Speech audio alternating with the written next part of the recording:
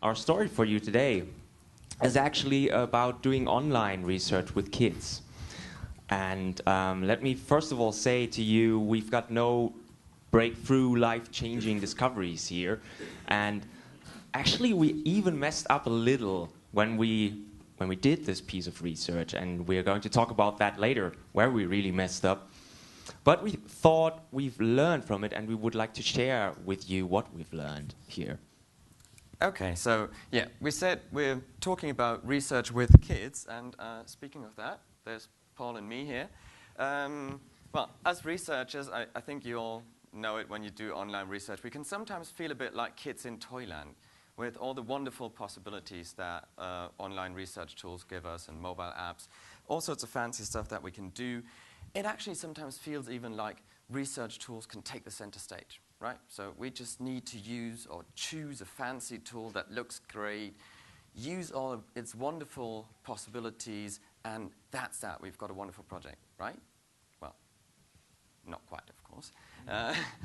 I think Barry and Paul were saying something very true yesterday. Software is only as good as the people who use it. And I think that's our point here as well. Software, of course, and technology is only a means to an end, if you will. So, on to our talk today.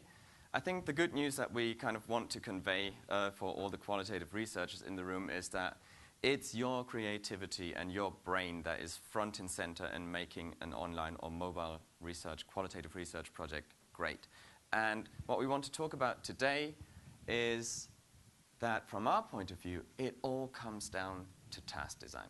I think we've heard a lot about it over the past 2 days, and we've come to realize this more and more. So why should you probably stop browsing the internet for the next like 10 or 15 minutes?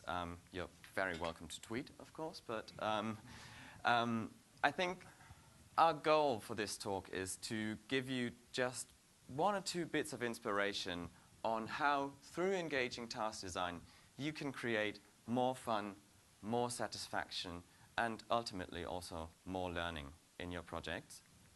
And also, I guess, just how to avoid a couple of pitfalls. Apparently there's me falling into the pitfall and Paul is succeeding, so maybe he can tell you a few tricks there. So, yeah. So, we said we're going to talk about kids, and so let's have a look at our case, I say. Cheese strings.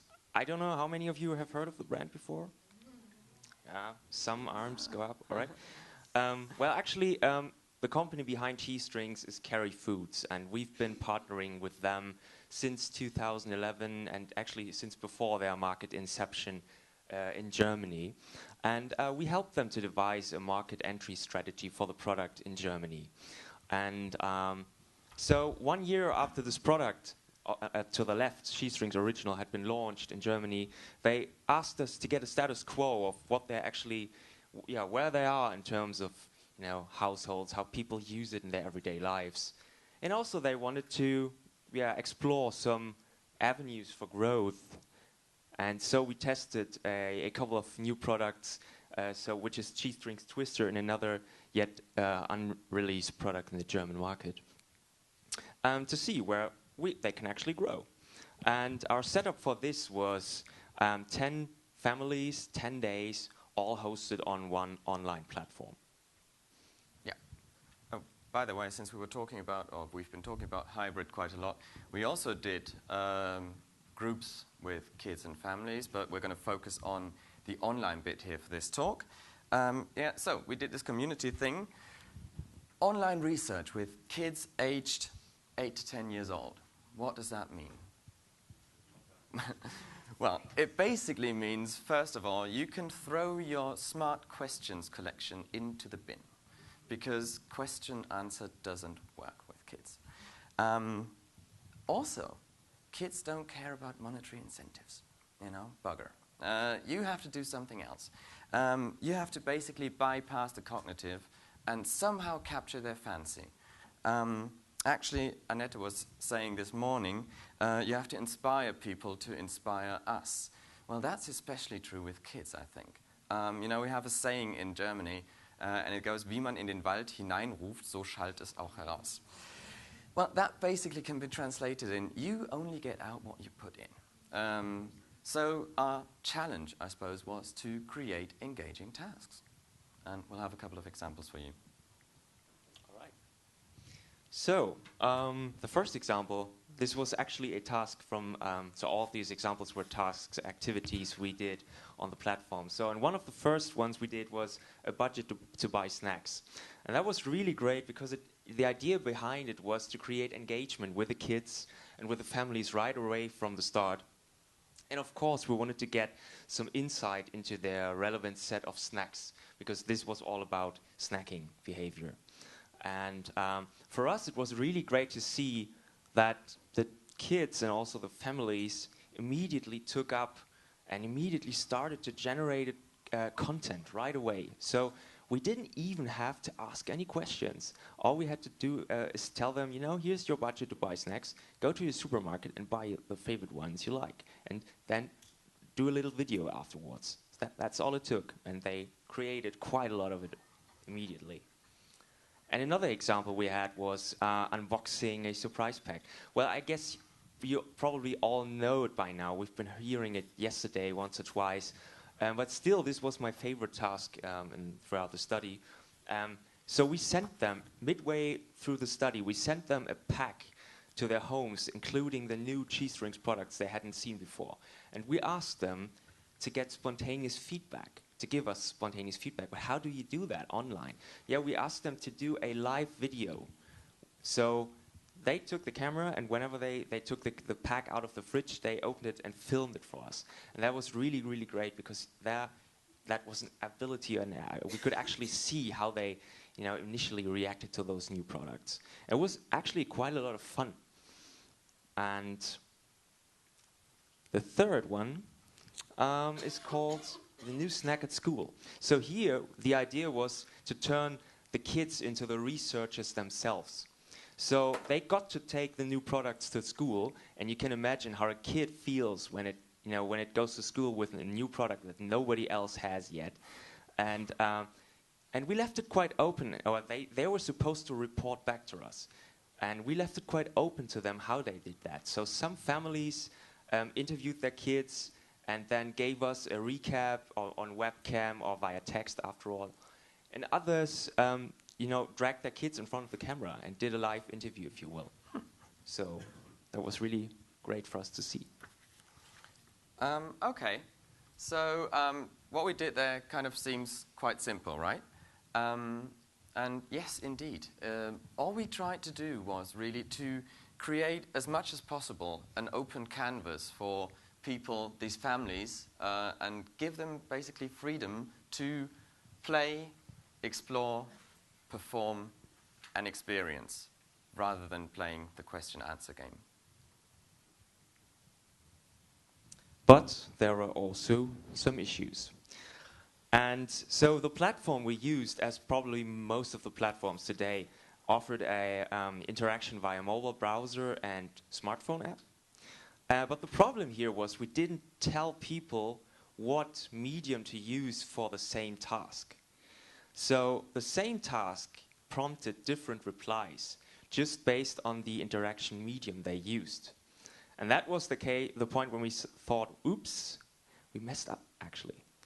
And so our first learning for today here to present to you is you have to set your interaction medium. The second issue we had was a certain lack of richness with some tasks, and others were actually great in terms of what we got out of it and what they got us and produced for us. So actually, the problem here was we didn't really set the frame, and so you really want to clearly define your task, what you want from them. And a third issue we had was sometimes, and I'm pretty sure you all know it, and we've heard it yesterday, sometimes you produce texts and pages of responses. It just gets overwhelming rather quickly. So how do you deal with that? And especially, it's not only a problem for us researchers, but for the participants as well, because if you open up an activity to all of them, they have to comment and read all of that, what the others are writing. So in order to keep that out of the race here, you want, maybe want to manage energy levels, actually. Okay, so what does that hint towards? Well, I suppose if you've read our headline for the presentation, it's quite clear. If you want great task design and if you want it to succeed, you need structure. And all of these 3 points hint towards that idea of structure, or that challenge of structure. And so let's get into detail a bit on that. We're going to explain those 3 points and give you a couple of examples also from our study. So let's look at the set interaction medium thing. Like we said, we didn't tell people when we gave them the task or the tasks whether they should use their smartphones to interact with us or whether they should use their laptops or interact with us via the browser.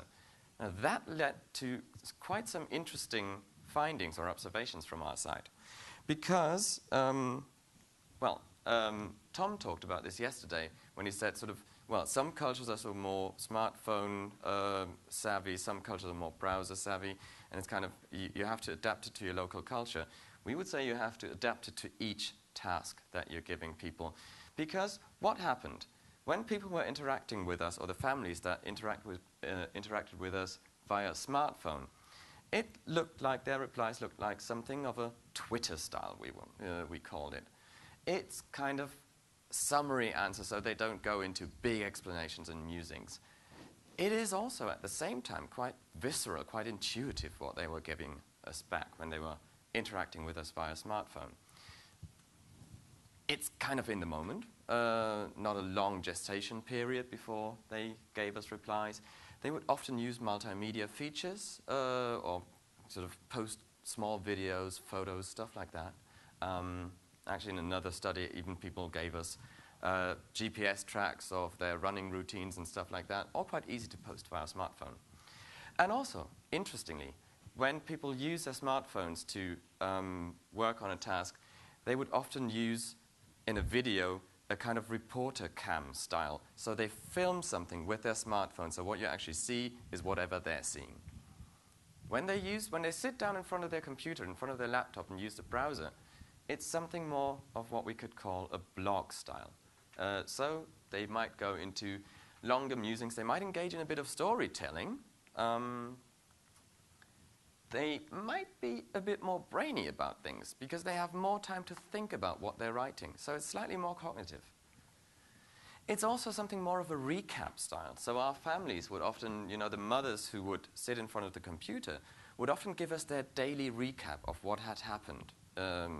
And the families who would interact with smartphone would often give us small live bits of what was happening. More of a text bias when people use their browser. And very interestingly, the video tasks were often done via webcam when people sat down in front of their browser. So they would actually be filming themselves, which leads to a very different kind of answering behavior, if you will. Well, I suppose we can leave you to draw your own conclusions for your project with this, but I think what we can see is the computer, the browser, is great if you want people to introspect, to think about things, to think things through, to maybe tell you stories. We've been talking about this. Whereas a smartphone is a fantastic medium if you want people to experience and explore something and give you live feedback on it. But whatever you do, we would argue that you should set the task so that you really tell them what they should use. All right, Christoph talked about set the interaction medium and how we need to set it for every single task. And I'm going to talk about clearly defining a task. Well, sounds like a no-brainer, doesn't it? I mean, of course, you have to clearly define what you want from them, but all too often we tend to forget what it takes to create an engaging task and what it really takes to keep people motivated. And Christoph was mentioning before, what you put in is what you get out. So, and what actually helps to create an engaging task is to create a scenario. And to give you a little example, what we mean by that is we had an example, or we had a task where we asked them to give us some associations with the G-Strings mascot who's on the pack. He's called Mr. Strings. And that went okay on a content level, but the responses were a little dry. And part of the reason for that was because we simply asked them to give us answers. Yeah, it was a simple question and answer thing here. But it would have been much better, actually, to do something like tell them, take the pack with you wherever you go and snap a picture when you see a space that is appropriate for this little guy, Mr. Strings, and take a picture and tell us what you think about it. So that might be give you an idea how you can create scenarios to make your tasks more engaging. Also, to clearly define your task, you need to define the outcome. But also often we tend to forget that. If we want to make ourselves get an image of something, we should tell them that they should send us some pictures. If we want to be open to all kinds of different input, and then we should tell them as well. And the third one here is we need to give examples. So this sounds quite contrary to what we might be used to, but we saw basically if we give examples, people are much more motivated and they have much less restraints of getting into the task. And of course, you set a standard of what you expect. So, okay. Just one more thing here. Structure, actually in this case, helps to create creativity or to enable creativity. So let me very quickly get into our third point on structure, manage energy levels. Well, I think we've been talking about this a lot for the past 2 days, and we could do a talk on that alone. We just want to make one point here, which is reduce, and then reduce some more, and probably reduce some more after that. In terms of, for instance, and most of all, number of your tasks. From our perspective, or what we've learned, 1 or 2 well-designed tasks per day is quite enough. And you just don't want to overtax people. You want them to be with you and to stay with you. Also, if you've got experience with online and mobile, you know that most tasks can be set to either something that can be discussed in the group, public if you will, or it's private. Think about that well. Don't let people comment on everything just because it's technically possible. All right, so we told you a story about kids research, right? So when doing research with kids, you actually need to avoid the question-answer game. Simply doesn't work. You need to give them some freedom to play and explore instead. That's what really helps you to get it to get it engaged and to get them on board. Yeah. So basically, well, you've kind of divined it, I suppose, by now. The point we want to leave you with is, of course, what is true for kids should and could be, or could and should be, just as true for adults. If you want rich and insightful feedback, you want to inspire people to share something with you. Now, from our perspective, what inspires people, from what we've learned, it's when they can learn something about themselves, you know? So what you want to do is you want to create the conditions for them to go out and explore, and basically, and I think that's a fundamental challenge, you want to turn your participants from respondents into researchers of their own world. Exactly, but you also need to set the rules, because structure helps to reduce confusion and actually allows for more creativity in the end. So at the end of the day, you are the architect of your own little playground. So we want to encourage you to go out and design your research playground. Thank you.